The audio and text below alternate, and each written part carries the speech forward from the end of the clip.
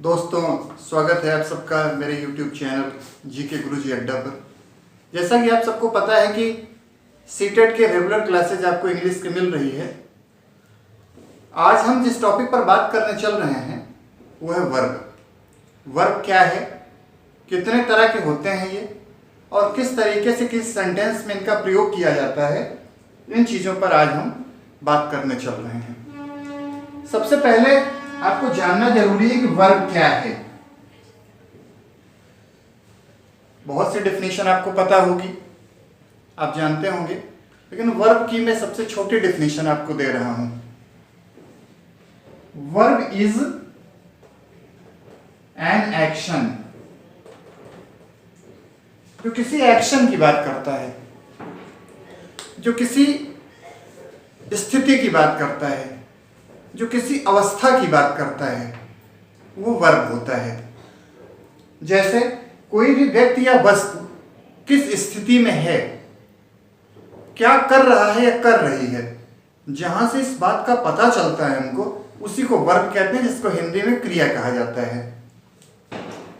जैसे लता प्लेज, लता नाउन है और इसके साथ में जो वर्ब आई है वो है प्ले, जिसके साथ में एस ऐड किया गया है। इस पर हम बात करेंगे अपने अगले वीडियो में, जब मैं आपको टेंस डिस्क्राइब करूंगा तब, कि एस और ई एस कहां पर ऐड करते हैं और उनके लिए किन तरह की शर्तों को फॉलो करना होता है। तो हम देख रहे हैं लता प्लेज। लता क्या करती है? खेलने का काम है उसका, खेलती है। इसी तरीके से ही लाफ्स, वो क्या करता है? हंसता है। तो ये क्या हो गया कि एक सब्जेक्ट है हमारे पास नाउन के रूप में, वहीं पर दूसरी वर्ब है।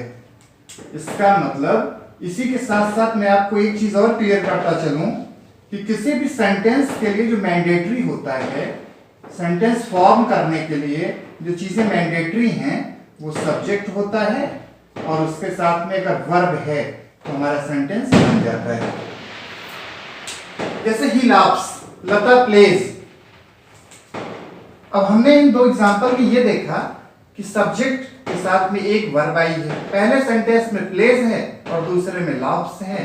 सेंटेंस का पूरा अर्थ आ रहा है। और सेंटेंस को मैंने अपने पहले वीडियो में बताया था, a group of words which has complete sense, which has complete meaning, वही सेंटेंस होता है। और इसका पूरा सेंटेंस है लता प्लेज, लता खेलती है, खेलने का काम हो रहा है। वहीं पर हमने दूसरे सेंटेंस में देखा ही लाफ्स, वो हंसता है, हंसने का काम हो रहा है। तो ये वर्ब है, जो बताया मैंने आपको कि वर्ब इज एन एक्शन, जहां पर किसी काम का होना दिखाया जाता है, जहां पर किसी अवस्था की स्थिति के बारे में बात की जाती है, वो वर्ब होता है। अब आगे बढ़ें, इससे पहले मैं आपको वर्ब की कितनी फॉर्म होती हैं इसके बारे में बता दूं। वर्ब के 3 फॉर्म हैं जनरली, जिनको पहले जानना चाहिए, फिर इसके बारे में और आप बात करेंगे।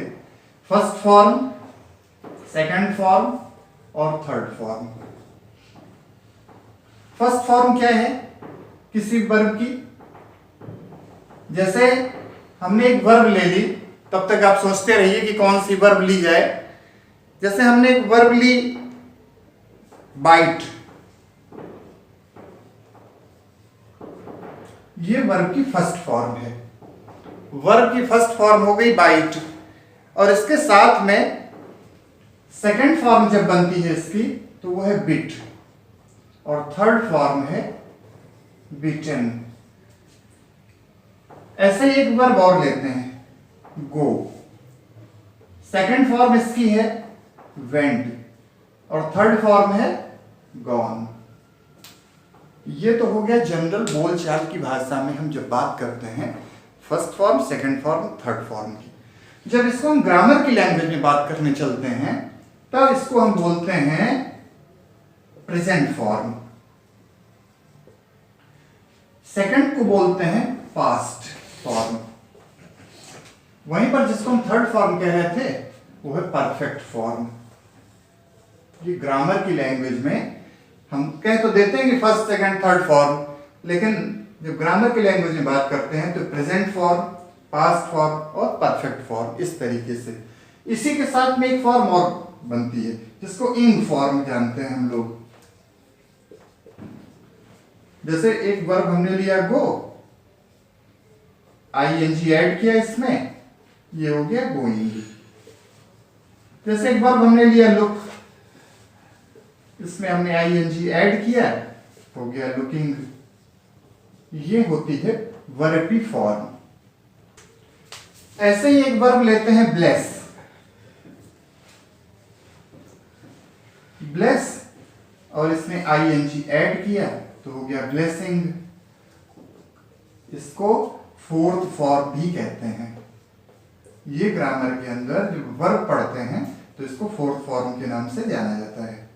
तो ये होती है वर्ब की फॉर्म। अब इसके बाद में अब हम बात करने चल रहे हैं कि वर्ब के काइंड कितने हैं, वर्ब कितने प्रकार के होते हैं, और एक एक करके हम समझेंगे और जानेंगे कि वर्ब कितने तरह की होती है। अभी इस वीडियो में मैं आपको कोशिश कर रहा हूं कि एक एक करके बाइफरकेट करके बताऊं जिससे कि समझना आसान हो जाए। जैसे वर्ब तीन तरह की हैं।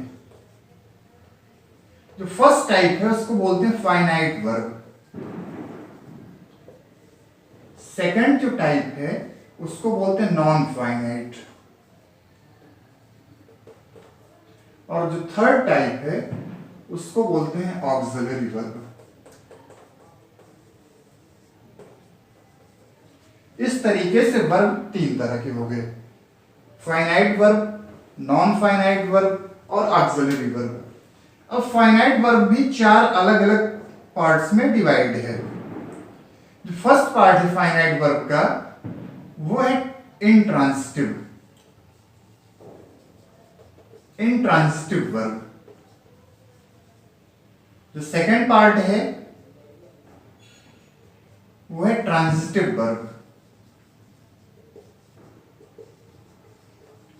और जो इसका थर्ड पार्ट है वो है लिंकिंग वर्ब। फोर्थ पार्ट को कहते हैं फ्रेजल वर्ब, फ्रेजल वर्ब। तो इस तरीके से फाइनाइट वर्ब को चार अलग पार्ट्स में डिवाइड किया गया है। जो फर्स्ट पार्ट है वो है इंट्रांजिटिव, सेकेंड पार्ट है ट्रांजिटिव वर्ब, थर्ड पार्ट है लिंकिंग वर्ब और फोर्थ पार्ट है phrasal verb.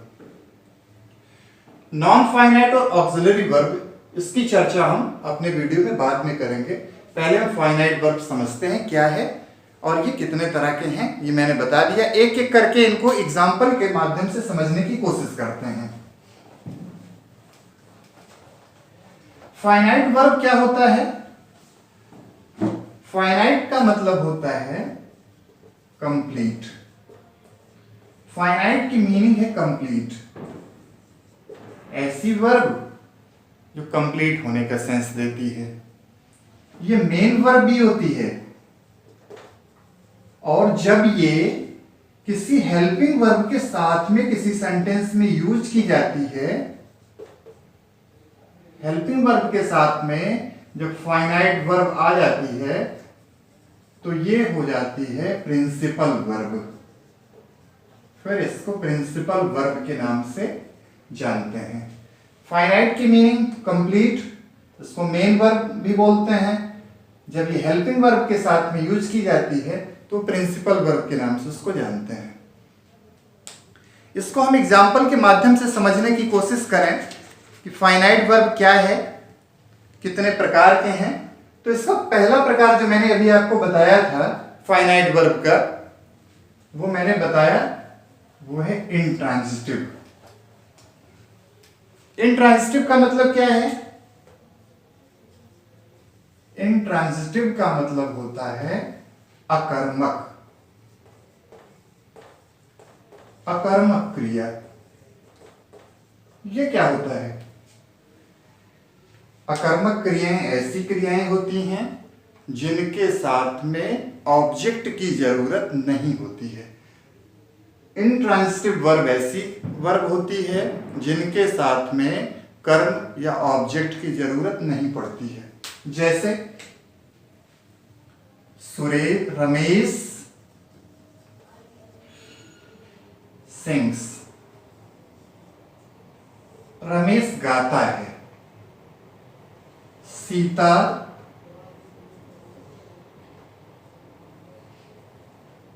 Sita laughs, Sita हंसती है। ये ऐसे वर्ब हैं जिनके साथ में ऑब्जेक्ट की जरूरत नहीं होती है। बिना ऑब्जेक्ट के भी ये काम करते हैं। ऐसी वर्ब को इंट्रांजिटिव वर्ब कहते हैं। यही पर जो दूसरा प्रकार है फाइनाइट वर्ब का, वो है ट्रांजिटिव वर्ब। ट्रांजिटिव वर्ब क्या है? जिसको बोलते हैं सकर्मक क्रिया। ट्रांजिटिव वर्ब का मतलब है सकर्मक क्रिया। सकर्मक क्रिया क्या है? सकर्मक क्रिया से मतलब है ऐसी क्रियाओं से जो अपने साथ में ऑब्जेक्ट लेती हैं। इसका मतलब कि जिनके साथ में ऑब्जेक्ट आता है, आना जरूरी होता है, आता है, तो वो ट्रांजिटिव वर्ब होती हैं। ट्रांजिटिव वर्ब जैसे सी रीड्स अ नॉवेल, वह पढ़ती है।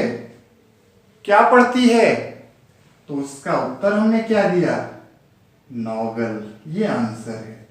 ये क्या हो गया? ये हमारा ऑब्जेक्ट हो गया।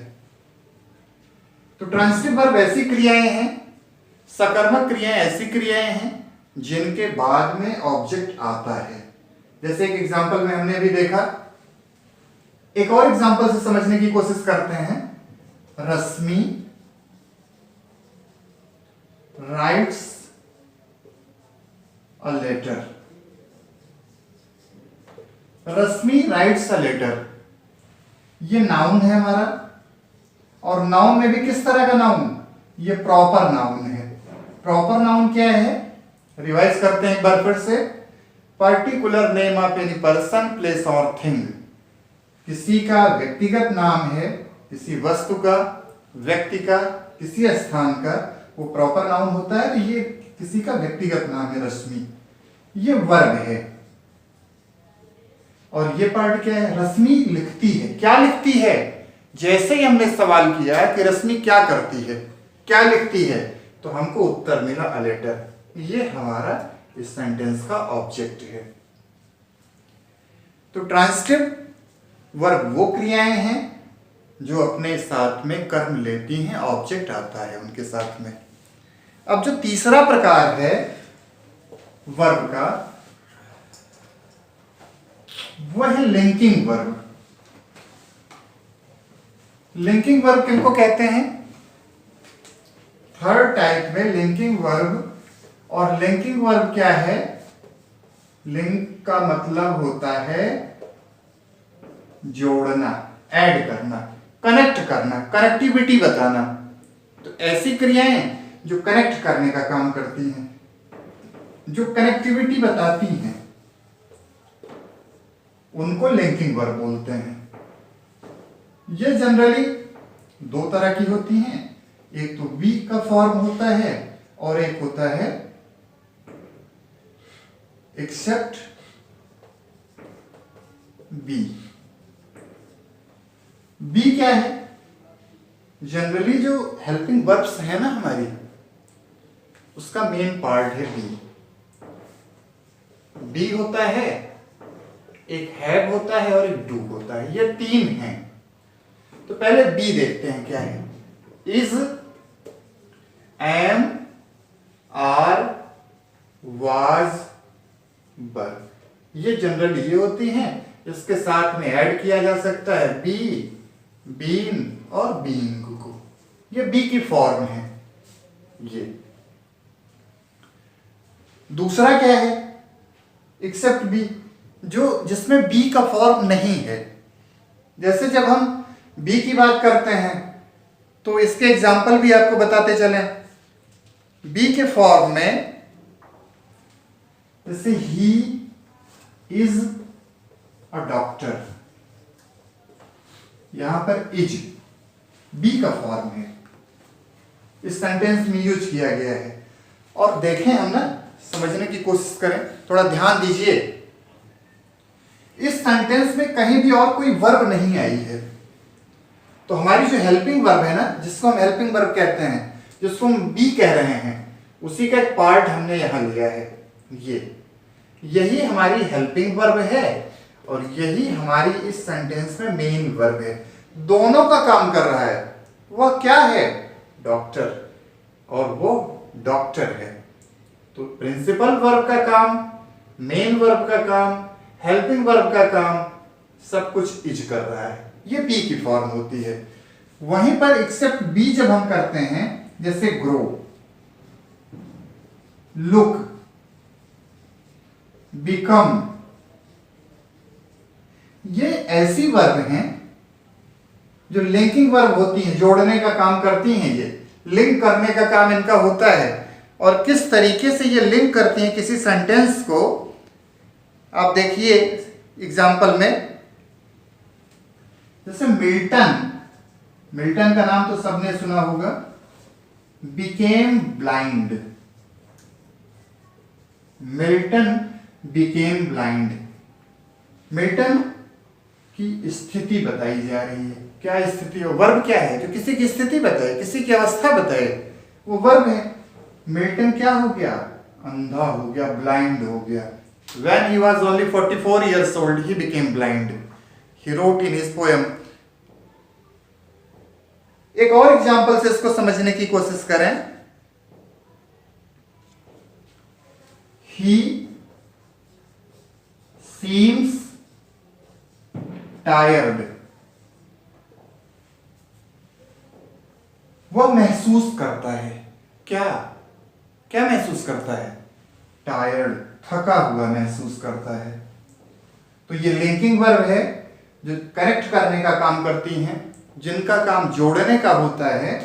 एक तो बी की फॉर्म में होती हैं और दूसरी एक्सेप्ट बी होती हैं, जिनके एग्जाम्पल देके मैंने आपको समझाने की कोशिश की।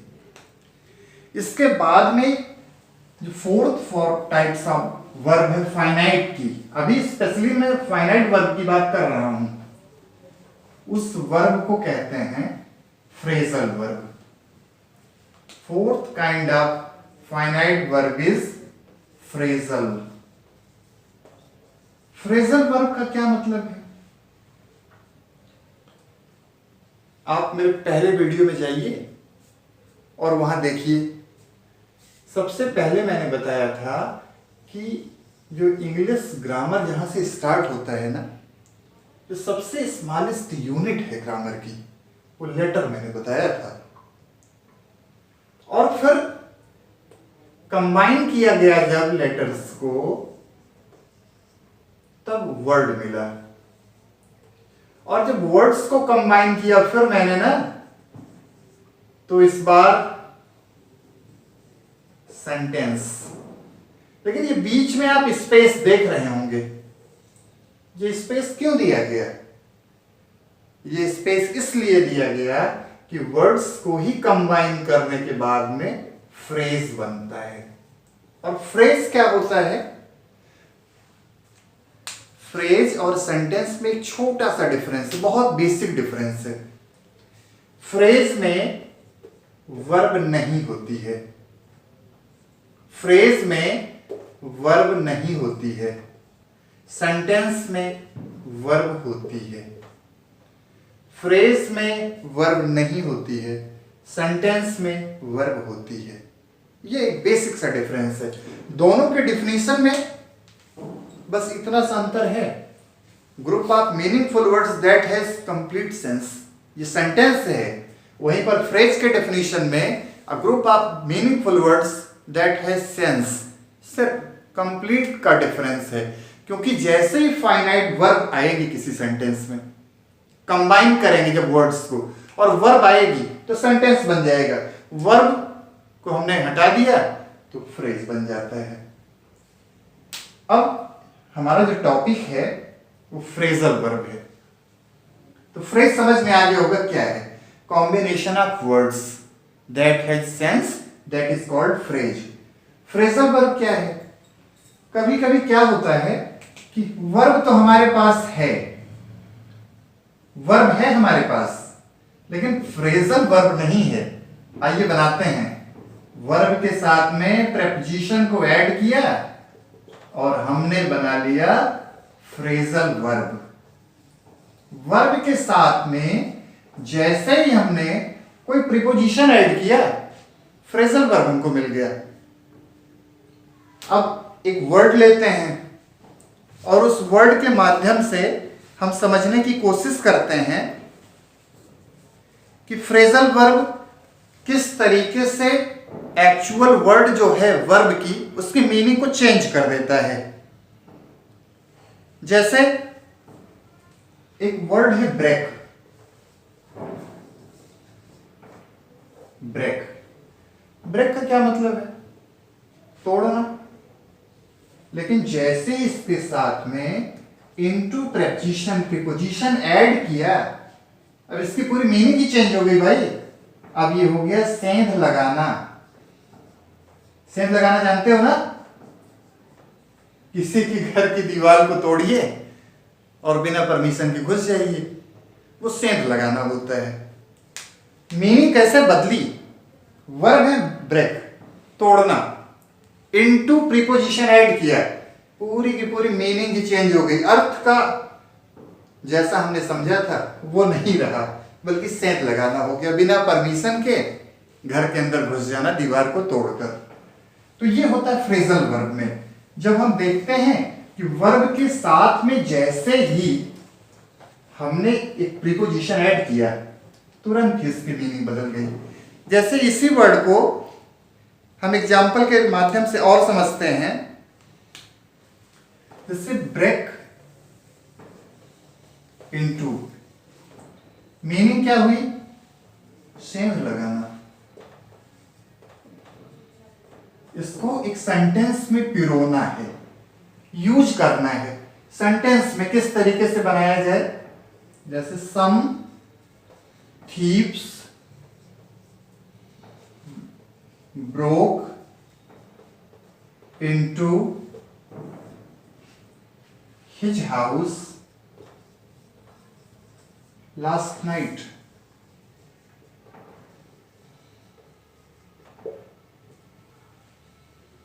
Some thieves broke into his house last night. कुछ अच्छे लोग आए जो सिर्फ रात को काम करते हैं और घर के अंदर घुसे। कैसे? ब्रोक इनटू, घर की दीवार को तोड़ा, सेंध लगाया और अंदर घुस आए उसके। कब? अभी पिछली रात की तो बात है।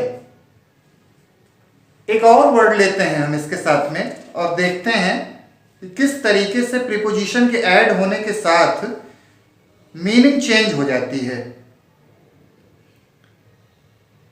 जैसे कॉल।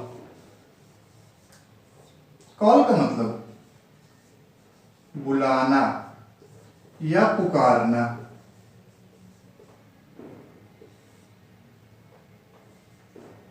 बुलाना या पुकारना। लेकिन इसके साथ में जैसे ही हमने एक प्रीपोजिशन ऐड किया तो इसकी मीनिंग बदल जाती है। जैसे हमने इसके साथ में ऐड किया आउट, अब वर्ड हमारा बन गया कॉल आउट। ये हो गई वर्ब। और किस तरह की वर्ब हो गई? फ्रेजल वर्ब हो गई। हम फ्रेजल वर्ब की बात कर रहे हैं। जब किसी वर्ब के साथ में कोई प्रीपोजिशन ऐड हो जाता है तो उसकी मीनिंग कैसे चेंज होती है, इस दिशा में बात चल रही है। कॉल आउट एक वर्ड मिल गया हमको फ्रेजल वर्ब के रूप में, जिसकी मीनिंग क्या हो गई? किसी को कुश्ती के लिए ललकारना। आओ, दम है ना, आओ भिड़ के देखते हैं मैदान में, कुश्ती के मैदान में आओ। कॉल का मतलब बुलाना, कॉल आउट का मतलब कुश्ती के लिए किसी को ललकारना या बुलाना।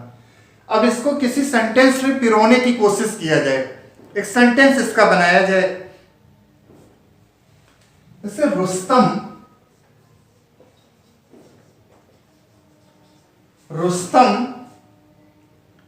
went and stood. Rustam went and stood in front of the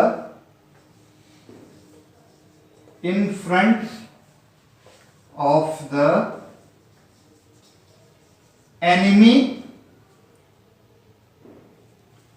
soldiers and